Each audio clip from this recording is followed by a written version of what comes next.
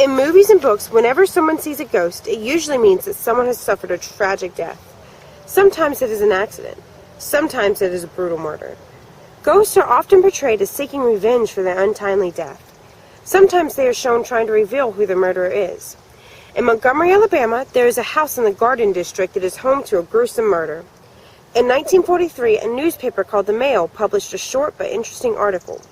The article told of a man, Dave Holloway, who was beaten to death after an argument with his wife. What made the story so interesting is what was used to beat him. The murder weapon was the handle of a feather duster that only weighed a few ounces.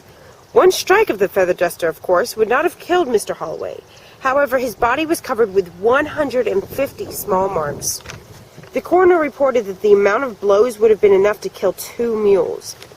So who killed the man? Many of the people suspected the wife.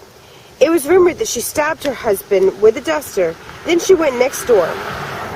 After a few drinks, she supposedly asked the neighbors for help disposing of the body. But why would she do it? There were lots of rumors going around about the Holloway's marriage. To sum it all up, it was not a happy one. Catherine was a gorgeous redhead who was nearly 20 years younger than her husband. She had a reputation for being flirtatious at the least. Stories of her scandalous affairs were regular news. But Miss Holloway's flirtatious spirit was only half the problem. Her husband was well known to be abusive.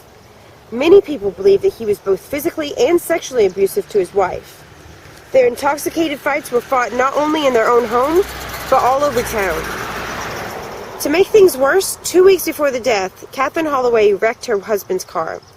This, of course, led to a violent argument. Afterwards, Miss Holloway decided that it was finally time for her to move out. Her husband begged for her to come back, and sometime after the 10th, she did. That night, they both had too much to drink. Dave made advances on her, and when she refused, he tried to force himself onto Catherine. He started to beat her with a feather duster, and Catherine decided that she had had enough.